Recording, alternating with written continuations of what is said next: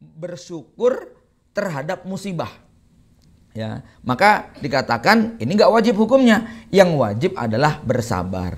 Dan inilah yang Allah sampaikan ketika menjelaskan semua rangkaian ujian tadi, ujian ketakutan, lapar, kekurangan harta, jiwa dan buah-buahan, maka Allah kemudian menutup dengan kalimat wa basyirus sabirin alladzina idza asabatum musibah qalu inna lillahi wa inna ilaihi rajiun. Sampaikanlah kabar gembira kepada orang-orang yang mau bersabar. Ya, jadi Allah mengkaitkan musibah dengan sabar. Dan di dalam hadis juga demikian, ajaban li amril mukmin. Orang mukmin itu sangat menakjubkan. Semua perkaranya baik, dapat ujian baik, dapat nikmat baik, dapat nikmat bersyukur, itu jadi kebaikan. Dapat ujian bersabar, itu jadi kebaikan. Ya, maka tadi dikatakan bersyukur terhadap ujian itu hukumnya sunnah, tidak wajib. Ya, yang wajib adalah bersabar. Pemirsa jamaah yang dirahmati Allah Subhanahu wa taala. Nah, sekarang poin yang ketiga, kita berbicara tentang seperti apa definisi sabar menghadapi semua ujian tadi. Ya, dalam konteks musibah ketakutan yang hari ini melanda di seluruh negeri, bahkan dunia, maka definisi sabar ini nampaknya ada yang ekstrim kanan, ada yang ekstrim kiri. Ya, ada yang kemudian melakukan proteksi berlebihan sampai lupa bahwa Allah lah sang pelindung utama, tapi ada juga yang kemudian mereka bersikap tawakal yang salah kaprah. Tawakal dalam tanda kutip, kemudian tidak melakukan tindakan-tindakan ikhtiar yang standar. Maka kalau ada yang bertanya seperti apa sih sabar di dalam menghadapi yang semacam ini, saya ingin berikan gambaran yang paling sederhana, mudah untuk dicerna. Sabar dalam konteks ini, maka yang paling mudah adalah lihatlah kesabaran seorang petinju. Jadi kalau kita bertanya, jelaskan definisi petinju yang sabar. Seperti apa hakikat petinju yang sabar? Ya, maka petinju yang sabar itu bukan petinju yang dijotosin di pojok ring kemudian diem sampai babak belur, sampai kemudian tergeletak nggak berdaya. Bukan seperti itu petinju yang sabar. Paling tidak pada konteks seorang petinju yang sabar ada 4 kriteria. Ya, yang pertama, sebelum naik ring maka dia persiapan, dia latihan, dia naikkan kualitas stamina dia.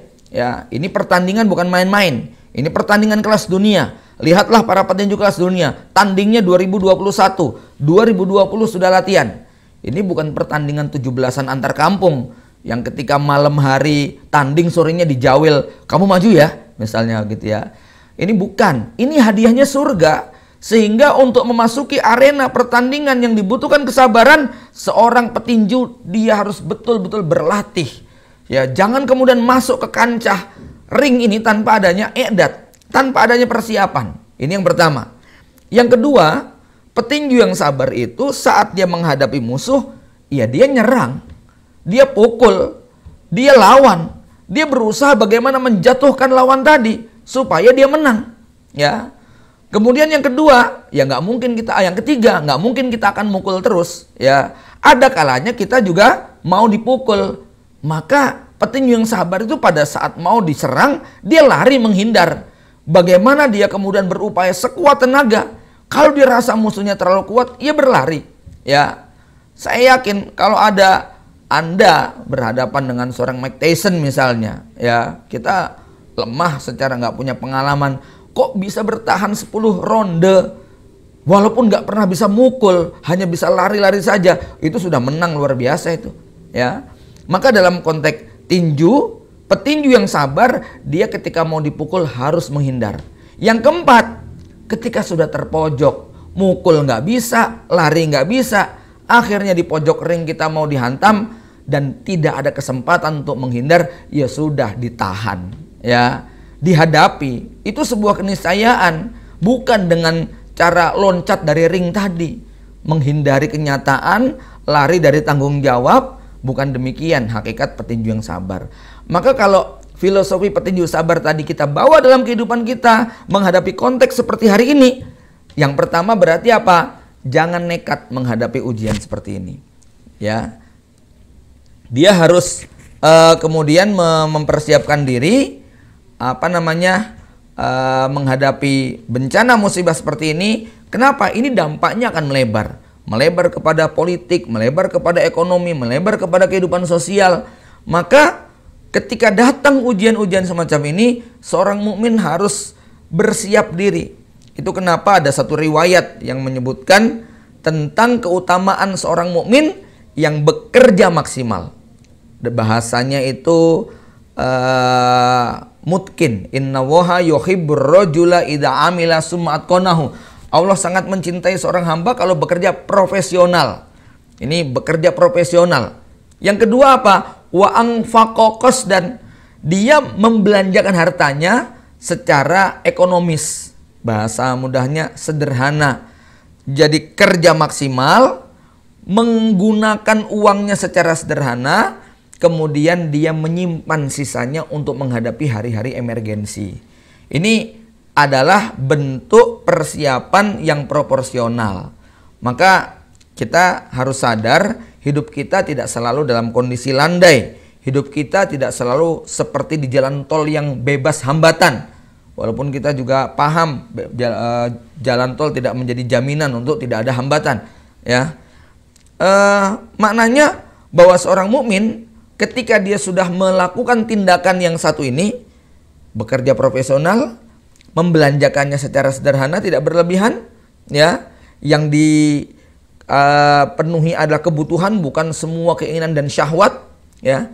Kemudian yang ketiga adalah dia menyimpan, ada saving, ya, ada tabungan. Kenapa? Karena memang sekali lagi ada hari-hari emergensi yang kita berusaha bagaimana bisa menjaga kehormatan diri, ya. Artinya orang-orang yang tidak melakukan hal semacam ini, ya, kerja asal-asalan. Karena kerja asal-asalan, hasilnya tentu juga asal-asalan. Yang kedua, belanjanya juga asal-asalan, bukan prioritas yang didahulukan, tetapi semua yang sifatnya kesenangan. Berapapun yang kita kumpulkan, kalau bahasa orang, sebetulnya gaji kamu itu kalau untuk hidup bisa, tapi kalau memenuhi gaya hidup, berapapun tidak akan cukup. Maka yang ketika dua hal ini sudah kita penuhi, akan berkonsekuensi kepada adanya simpanan, ya. Pemirsa jamaah yang dirahmati Allah Subhanahu wa taala, itu konteks yang pertama. Konteks yang kedua adalah menyerang. Artinya apa? Menghadapi musuh kondisi semacam ini nggak boleh pasif, nggak boleh kemudian pasrah. Tidak boleh kalimat-kalimat menggampangkan ini kemudian kita umbar dan kita obral. Kematian itu sudah takdir. Kalau memang takdirnya mati, ya mati. Ya, kalau memang hidup, ya hidup. Ya, kalimat seperti ini benar. Ya, Allah yang menentukan segalanya. Tetapi nampaknya kalimat Umar bin Khattab itu adalah yang paling proporsional. Bahwa kita mencoba berikhtiar untuk berpindah dari satu takdir menuju takdir yang lainnya. Lapar itu takdir, kenyang itu juga takdir, sakit itu takdir, sehat itu juga takdir. Maka kita mencoba untuk berlari dalam arti bersikap ofensif pertama kali, ya, untuk mampu mengalahkan lawan, dalam arti mengalahkan problem-problem kita. Yang ketiga, kalau memang kemudian kita tidak mampu ideal dengan menjatuhkan lawan, ya, maka pada saat itu kemudian kita mencoba lari menghindar. Pada konteks yang kedua, saya mungkin bisa gambarkan misalnya di sebuah pesantren. Hari ini pesantren-pesantren Indonesia banyak yang akhirnya memutuskan untuk memulangkan santrinya, termasuk sebagian ustadznya dari lingkungan pesantren. Ya, banyak yang kemudian punya usul masukan, loh di pesantren itu jauh lebih ideal. Ya, nanti kalau pulang di tengah jalan mereka akan mengalami berbagai macam hal. Ini nantang virus namanya dan seterusnya. Kita katakan benar, memang itu lebih ideal, tapi dengan sejumlah catatan. Ya, ibarat seorang petarung tadi yang mau menghadapi lawan, itu bagus kalau kita mampu untuk memukul. Tetapi kita juga kudu sadar seberapa kekuatan lawan kita. Maka dalam konteks musibah ini, yang kita hadapi bukan sekedar penyakit, tetapi efek sosial, efek ekonomi, efek politik, dan lain sebagainya. Ini akan sangat berpengaruh. Ya, ambil contoh, kita tidak terkena penyakit, tapi pertanyaannya, seberapa ketahanan pangan yang dimiliki oleh lembaga pendidikan tersebut untuk bertahan di rentang waktu yang tidak bisa dibayangkan. Ya. Yang kedua misalnya siklus menjelang Ramadan itu liburan. Liburan ini sudah pasti mayoritas pada pulang. Ya. Bagaimana ketika menjelang Ramadan tadi kemudian ujian ini belum reda, justru kondisinya makin sulit. Maka kemudian ada yang mengatakan keluar sekarang memang beresiko, tetapi kalau ditunda-tunda jauh lebih beresiko. Hari ini memutuskan seperti ini mungkin bahaya, tapi kalau kita tunda berlama-lama lebih berbahaya lagi. Maka kalau kita tidak mampu berlari. Lain cerita kalau misalnya ada sebuah pesantren yang dia sebutlah tinggal di sebuah pulau dikelilingi oleh laut, kehidupannya tidak terganggu, listriknya mandiri, ekonominya mandiri, ketahanan pangannya bisa bertahan cukup untuk 2 tahun 3 tahun. Kemudian mereka tidak tergantung dengan dunia luar. Kalau ada lingkungan semacam ini, silahkanlah bertahan. Ya, artinya jangan kemudian nekat melawan dengan kekuatan yang terbatas. Kemudian yang keempat, inilah yang dimaksud dengan orang yang diuji dengan wabah. Kemudian dia bersabar, kemudian dia bertahan untuk tidak keluar, lalu dia meninggal dunia, maka ini mati syahid. Ikhwan fillah rahimakumullah, Bapak Ibu pemirsa yang dirahmati Allah, ada seorang ikhwan Japri, dia kemudian bertanya, Ustadz bagaimana tentang doa para sahabat yang minta dimatikan syahid dengan wabah taun? Ya, saya sudah terlanjur doa kayak gini Ustadz, gimana? Ya, saya bilang kalau ada banjir yang kamu lakukan gimana? Ya, kamu jegur apa kamu kemudian lari menjauh? Ya lari sih Tat, gitu kan. Ya sudahlah, ya kita nggak usah debat panjang lebar. Ya dalam perkara seperti ini maka merupakan sebuah kekonyolan kalau ada orang yang dalam kondisi sehat kemudian dia pilihannya pengen mati terkena wabah. Ya persoalannya ini bukan kematian biasa. Andai kata kematian biasa saja, Anda semua bisa tahu bagaimana resikonya. Keluarga nggak ada yang mendekat. Kalau sakaratul maut nggak ada yang mentalkinkan. Kalau kemudian berdampak, orang nggak ada yang bisa untuk kemudian bertakziah dan sebagainya. Ya, tetapi kalau memang itu takdir yang nggak bisa dihindari, Anda sudah berusaha lari sekuat tenaga, sudah berusaha melawan sekuat tenaga, sudah persiapan sekuat tenaga, takdirnya harus berjibaku dengan penyakit sebagaimana para dokter yang berjibaku. Tiap hari sudah melakukan perlindungan maksimal, nutrisi maksimal, doa maksimal. Qaddarallah, tidak bisa berlari dari takdir buruk. Maka itulah yang insya Allah kalau dia ridho, ikhlas dan sabar, dialah, merekalah yang akan mendapat janji Rasulullah SAW, mati dalam keadaan mendapatkan syahadah insya Allah. Ya. Pemirsa yang dirahmati Allah Subhanahu Wa Taala, kemudian poin yang terakhir ini yang juga penting untuk kita miliki, yaitu firman Allah pada surat Al-Baqarah 153. Bagaimana kita menghadapi itu semuanya? Allah Subhanahu wa taala berfirman dalam surah Al-Baqarah 153, A'udzubillahi minasyaitonirrajim, ya ayyuhalladzina amanu sta'inu bis-sabri was-shalah. Wahai orang-orang yang beriman, minta tolonglah kalian dengan sabar dan sholat.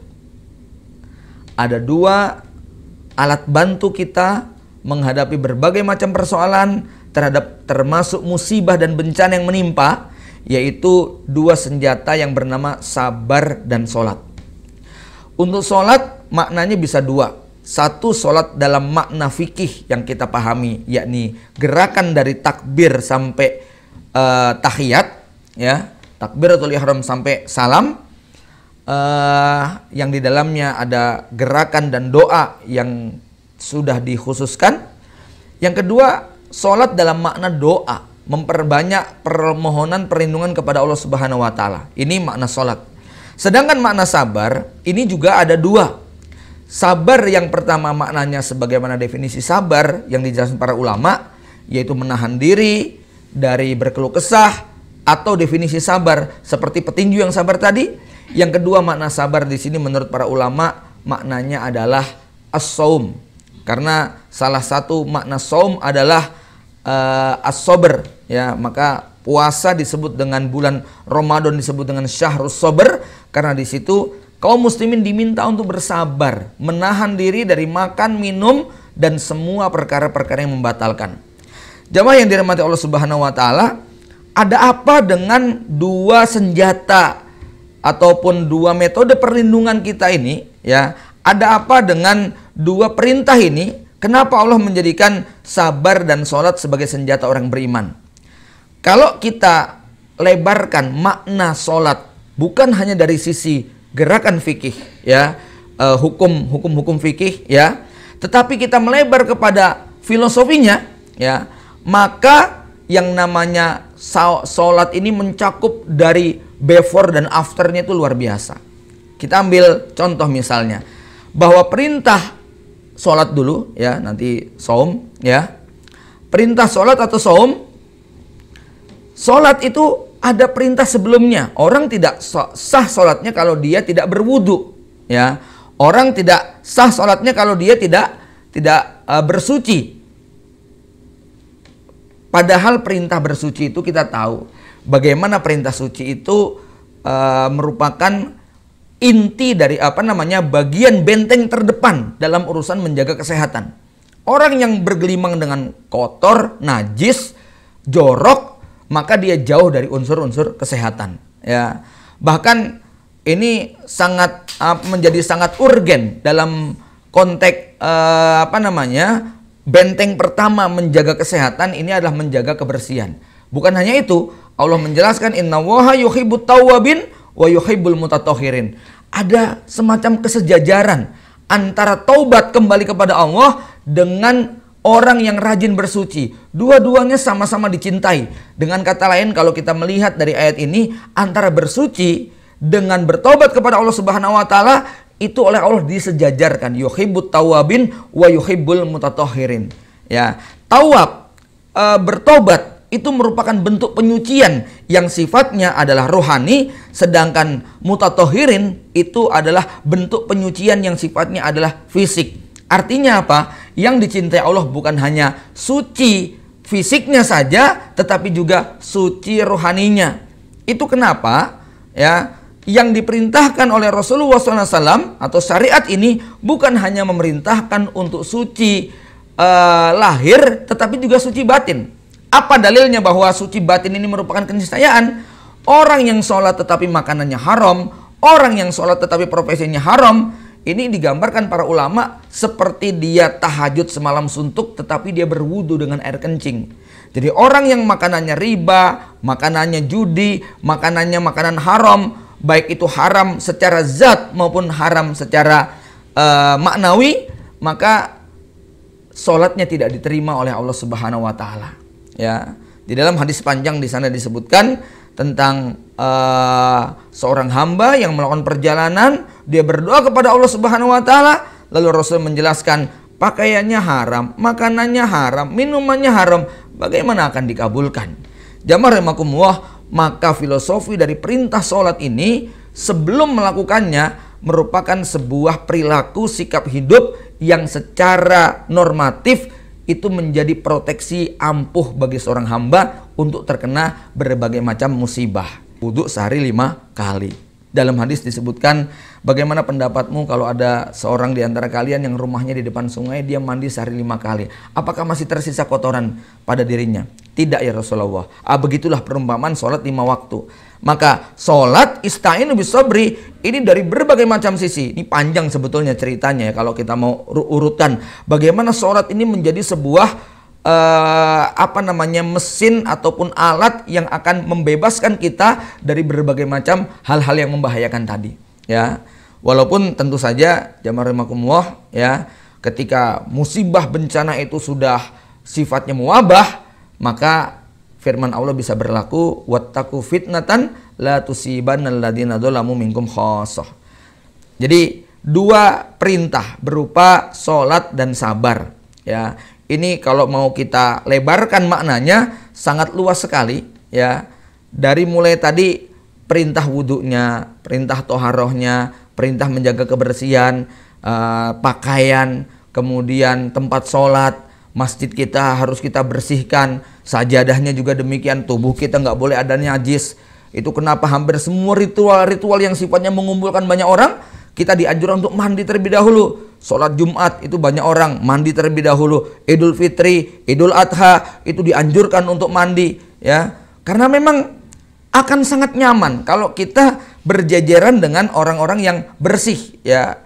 Apalagi kalau sholat subuh, Anda bisa bayangkan orang sholat subuh cuman modal wudhu tok, dengan kumur yang tidak sempurna, tanpa bersiwak, tanpa sikat gigi, maka ini sangat mengganggu. Kalau bau bawang saja itu diizinkan bagi dia untuk tidak berjamaah, apalagi bau tubuh yang tidak nyaman, ya. Maka ketika ada seorang ikhwan bertanya, saya punya penyakit yang bau tubuh saya ini sangat mengganggu, apakah gugur kewajiban sholat jamaah saya? Ya, Anda gugur. Jangankan bau penyakit yang seperti itu, bau bawang itu sudah gugur kewajiban sholat berjamaahnya, ya.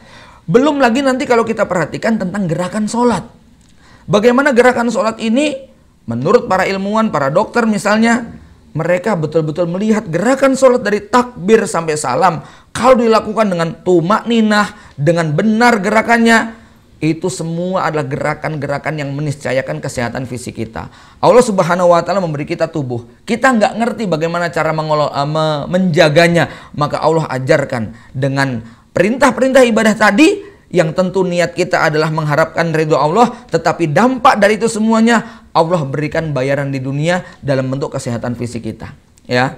Belum lagi kemudian nanti isi daripada doa-doa yang ada di dalamnya, ya.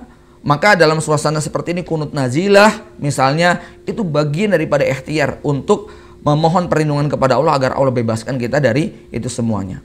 Kemudian as-sabr, ya, minta tolong kepada Allah dengan sabar. Tadi sudah kita singgung, sabar yang bermakna adalah kesabaran menghadapi ujian yang difilosofikan seperti petinju yang sabar, ya. Yang kedua berarti apa? Sabar dalam makna saum, sebagaimana yang dijelaskan para ulama bahwa makna istainu bisabri ai istainu bisaumi, ya.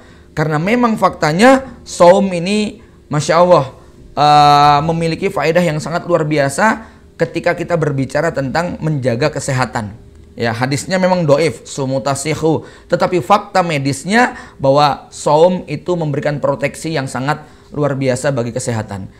Jamaah pemirsa yang dirahmati Allah Subhanahu wa Ta'ala, tidak ada salahnya kalau kita tiap hari berdoa memohon kepada Allah Subhanahu wa Ta'ala, membangun optimisme kita.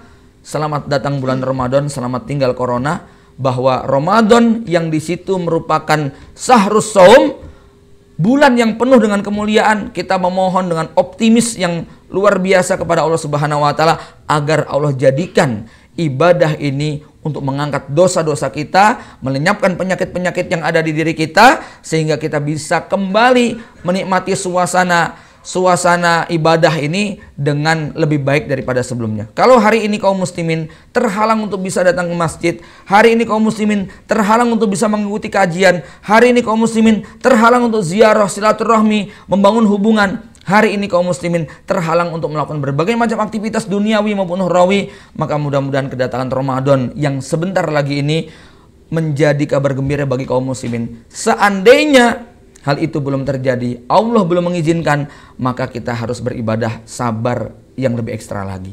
Demikian, mudah-mudahan kajian singkat ini bermanfaat. Lebih kurangnya saya mohon maaf. Aqulu qouli hadza wa astaghfirullah li wa lakum. Subhanakallahumma wa bihamdika asyhadu an la ilaha illa anta astaghfiruka wa atubu ilaik. Wassalamualaikum warahmatullahi wabarakatuh.